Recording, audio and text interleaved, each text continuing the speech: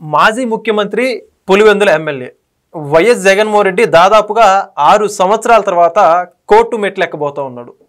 చూసుకుంటే మొత్తానికి రేపు నవంబర్ 20వ తారీఖున మాజీ ముఖ్యమంత్రి జగన్మోహన్ రెడ్డి నాంపల్లి సిబిఐ కోర్టులో హాజరవబోతున్నట్టుగా సమాచారం అందుతుంది.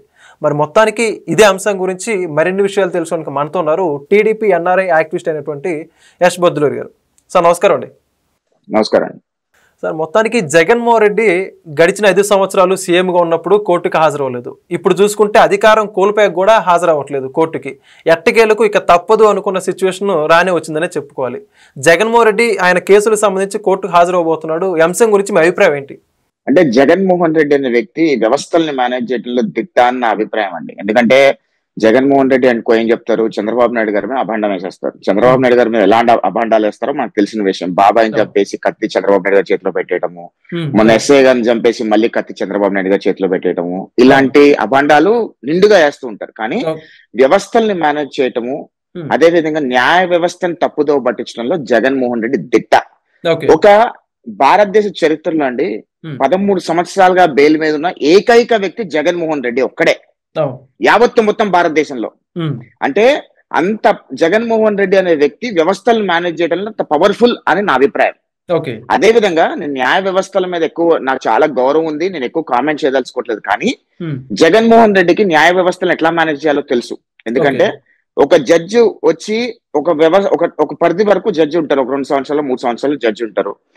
ఆ టైంలో దాటేస్తా వస్తా ఉంటాడు, మళ్ళీ ఇంకో జడ్జి వస్తాడు, మళ్ళీ ఆ జడ్జి మళ్ళీ మొత్తం ముందు నుంచి రావాలి, ఆ పుణ్యకాలం కాస్త పూర్తయిపోద్ది. అలా 13 సంవత్సరాలుగా జగన్మోహన్ రెడ్డి ఆయన అవినీతి కేసుల్లో కానివ్వండి, వివిధ అంశాలలో కానివ్వండి, న్యాయ వ్యవస్థను తప్పుదో పట్టిస్తూనే ఉన్నాడు.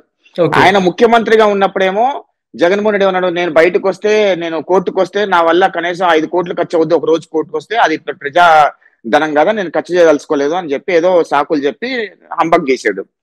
ఇప్పుడు కనీసం ప్రధాన ప్రతిపక్ష హోదా కూడా లేదు. ఒక ఆఫ్టర్ లో ఒక పులివెందుల ఎమ్మెల్యేగా ఉంటూ ఆయన కనీసం బయటకు వస్తే ప్రజలు కూడా ఎవడో పట్టించుకోకుండా, ఆయన ప్రజలు గుమ్ముగూడే వరకు బయటికి రాకుండా కూర్చొని వాళ్ళ నాయకుల ద్వారా ప్రజల్ని పోగేయండి అని చెప్పి బయటకు వచ్చే వ్యక్తి ఈ రోజు న్యాయస్థానానికి వస్తే నాంపల్లి కోర్టుకు వెళ్తే ఎవరు దేకం కూడా దేకడు.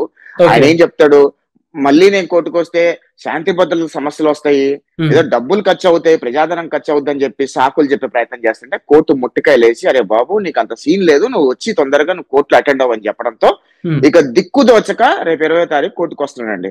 కానీ ఓవరాల్ లాంగ్ స్టోరీ షార్ట్, నా అభిప్రాయం జగన్మోహన్ రెడ్డి మీద ఏంటంటే న్యాయ వ్యవస్థల్ని మేనేజ్ చేస్తూ న్యాయ వ్యవస్థలను తప్పుదోవ పట్టించడంలో జగన్మోహన్ రెడ్డి దిట్ట. అదే విధంగా న్యాయ వ్యవస్థలు కూడా సుప్రీంకోర్టు, హైకోర్టు, సిబిఐ కోర్టు కూడా ఒక విషయం ఆలోచన చేయాలి. ప్రజలందరూ కూడా గమనిస్తున్నారు, ప్రజలందరూ కూడా చాలా డీటెయిల్ గా చూస్తున్నారు. ఈ అవినీతి కేసులు ఏవైతే ఉన్నాయో ఆయన దోష నిర్దోష తొందరగా తేలిస్తే ప్రజలకు ఉపశమనం కలుగుతుందని నా అభిప్రాయం. అదేవిధంగా ప్రజలు కూడా న్యాయ వ్యవస్థల మీద అపారమైన గౌరవం, అపారమైన నమ్మకం ఉంది కాబట్టి ఆ సమయంలో ఇవన్నీ కూడా త్వరితగతిన కొలికి తీసుకొస్తే బాగుంటుంది అని ఒక భారతదేశ పౌరుడిగా నా అభిప్రాయం అండి. ఓకే సార్, ఇందాక మీరు అన్నారు జగన్మోహన్ రెడ్డి జన సమీకరణ చేసుకుని కానీ బయటకు రాని చెప్పేసి, మరి రేపు కోర్టుకి వెళ్తున్నాడు, కోర్టుకు కూడా వాళ్ళ శ్రేణులు జన సమీకరణ చేసుకుంటారా, ఎట్లా ఉండవచ్చు అంటారు పరిస్థితి? మరి ఆల్రెడీ మీకు వాళ్ళ సోషల్ మీడియా గ్రూప్లలో చూస్తే గనక ఎక్కడికెక్కడ జగన్మోహన్ రెడ్డి ఎక్కడి నుంచి బయలుదేరుతాడో నాంపల్లి కోర్టు వెళ్లే వరకు ఆయా ప్రాంతాల్లో జన సమీకరణ చేయమని చెప్పి ఆల్రెడీ వాళ్ళ నాయకులకు ఇన్స్ట్రక్షన్స్ వెళ్ళినాయి. ఖచ్చితంగా ఇవన్నీ కూడా ఎట్లా పోర్ట్రే చేస్తాడు, నేను బయటకు వస్తే ఇంత జనం వస్తున్నారు, నేను రావడానికి లేట్ అయింది కాబట్టి నెక్స్ట్ టైం నాకు వర్చువల్ ఇవ్వండి, కోర్టుకి రావాలంటే నాకు ఇంత టైం పడుతుంది, ఇదంతా అనేక రకాలైన స్టోరీలు అల్లుతాడు.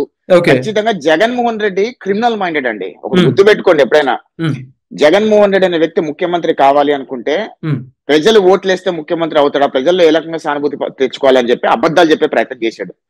అబద్ధాలు చెప్తే కొద్ది ఓట్లే వస్తాయి, ఇప్పుడు ఏదైనా సానుభూతి కావాలని చెప్పి బాబాయిని చంపేసేసి అది చంద్రబాబు నాయుడు గారి పేరు మీద వేసేసి దాన్ని ముఖ్యమంత్రి అయిపోయాడు. ముఖ్యమంత్రి అయిన తర్వాత మళ్ళీ అధికారం కోల్పోతున్నాము అని తెలిసిన తర్వాత మళ్ళీ సానుభూతి కోసం గులిక్కరే డ్రామా ఆడాడు. అంటే ప్రజలకి ఒక స్పష్టమైన అవగాహన ఉంది, జగన్మోహన్ రెడ్డి రాజకీయ చదరంగం మీద స్పష్టమైన అవగాహన ఉంది. ఇప్పుడు ప్రజలు జగన్మోహన్ రెడ్డికి 11 సీట్లు ఇచ్చారు. రేపు రాబోయే రోజుల్లో బీహార్ ఎలక్షన్ లో జరిగినట్టు ప్రశాంత్ కిషోర్ పార్టీకి 0 సీట్లు ఏదైతే వచ్చాయో అదే రకమైన తీరులో ఆంధ్రప్రదేశ్ రాష్ట్ర ప్రజలు జగన్మోహన్ రెడ్డి పార్టీకి 0 సీట్లు ఇచ్చి సరైన సమాధానం చెప్తారు. అప్పుడైనా జగన్మోహన్ రెడ్డిలో రియలైజేషన్ వస్తుందేమో అని ఒక చిన్న ఆశ మాత్రమే. ఓకే. ఖచ్చితంగా ఇవన్నీ కూడా ఈ డ్రామా అంతా కూడా కోర్టు అన్ని పరిగణనకు తీసుకుంటది. కోర్టు చేయాల్సింది చేస్తుంది. కోర్టు మీద న్యాయస్థానం మీద అపారమైన గౌరవం నమ్మకం ఉంది. త్వరితగతిన ఈ కేసులను కొలిక్కి తీసుకొచ్చి జగన్మోహన్ రెడ్డి తప్పు దోషి అయితే ఖచ్చితంగా జైలు శిక్ష పడే అవకాశం ఉంటుంది. కాకపోతే నేనేమనుకుంటానో ఒక విషయం చెప్తా మీకు, చాలా కాన్క్రీట్ గా చెప్పాలి. జగన్మోహన్ రెడ్డి సానుభూతి రాజకీయాలు చేయడంలో చాలా దిట్ట.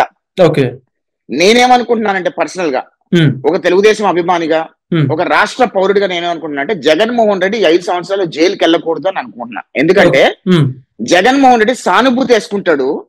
ఆ జైలుకి వెళ్ళాడంటే మళ్ళీ సానుభూతితో మళ్ళీ ఓట్లు తెచ్చే ప్రయత్నము, అయ్యో వాళ్ళకున్న ఎవరైతే కొద్దిపాటి ఓటర్స్ ఉన్నారో వాళ్ళందరూ అమ్మో నిజంగానే జగన్మోహన్ రెడ్డిని తుత్తిగా జైల్లో పెట్టారు, ఇబ్బంది పెడుతున్నారని చెప్పి ఫీల్ అయిపోవటము, తద్వారా కొద్దిగా ఓటు బ్యాంక్ పెరగడం ఇవన్నీ జరుగుతుంది. కాబట్టి వస్తున్నట్టు జగన్మోహన్ రెడ్డి సానుభూతి గతంలో డ్రామాలు చూశారు 2014 నుంచి 19 మధ్యలో.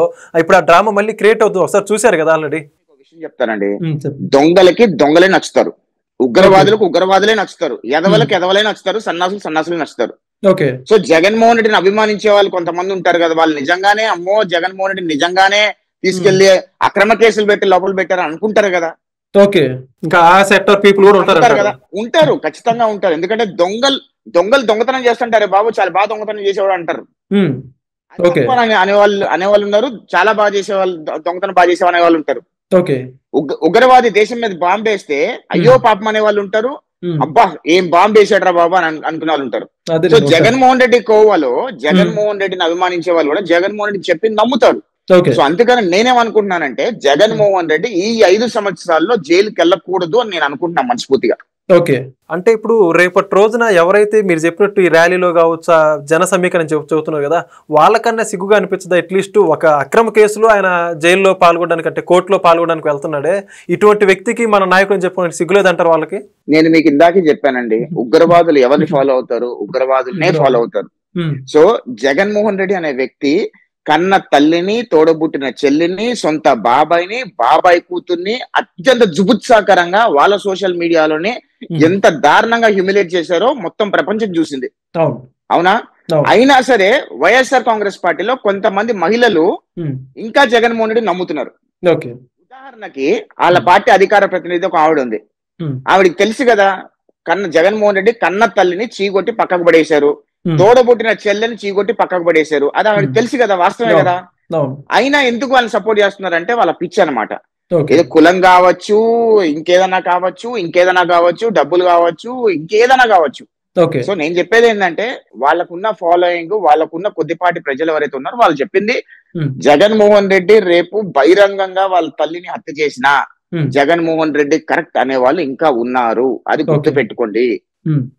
మొత్తానికి జగన్మోహన్ రెడ్డి గారి ఆ కోర్టు హాజరుకు సంబంధించి చాలా కీలక విషయాలు చక్కగా చెప్పారు sir. Thank you so much. Please subscribe to Leo news for more videos.